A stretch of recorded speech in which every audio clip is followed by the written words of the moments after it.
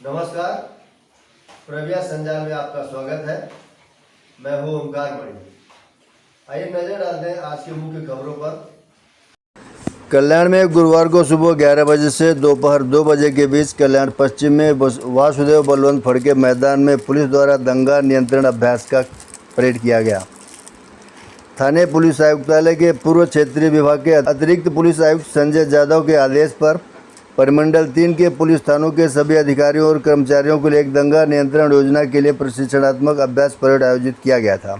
कल्याण परिमंडल 3 के पुलिस उपायुक्त अतुल झेंडे, कल्याण विभाग के सहायक पुलिस आयुक्त अशोक होनमाने, साथ ही परिमंडल के पुलिस थानों खड़कपाड़ा महात्मा फुले के वरिष्ठ पुलिस निरीक्षक शामिल थे। इसके साथ ही दंगा नियंत्रण अभ्यास परेड में 22 पुलिस अधिकारी, 92 पुलिस कर्मचारी, 2 DI, 1 बिगलर, 3 CRMS mobile zone, 3 striking, 1 SRPF platoon, 1 ambulance, 1 fire brigade का वाहन भी इस दंगा नियंत्रण अभ्यास परेड योजना में शामिल थे। इस दंगा नियंत्रण अभ्यास परेड के बारे में अतिरिक्त पुलिस आयुक्त संजय जाधव ने पत्रकारों को जानकारी दी। इसके उद्देश्यों के बारे में भी बताया।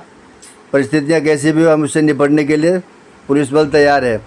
ज्या वेळेला कायदा आणि सुव्यवस्थेचे मोठे प्रश्न निर्माण होतात, 2 गट समोर येतात, एकमेकाच्या मोठ्या प्रमाणावरती काही लॉ अँड ऑर्डर सिच्युएशन होते, मॉब जमतात, अशा वेळेला ह्या लोकांना आणि ते कुठल्याही प्रकारे ऐकत नाहीत, त्यावेळेला त्यांना डिस्पर्स करण्यासाठी एक मॉब डिस्पर्सल ड्रिल हे आमच्याकडं प्रिस्क्राईब्ड आहे आणि याची प्रॅक्टिस सर्व आमच्या पोलीस अधिकाऱ्यांना आणि कर्मचाऱ्यांना असली पाहिजे।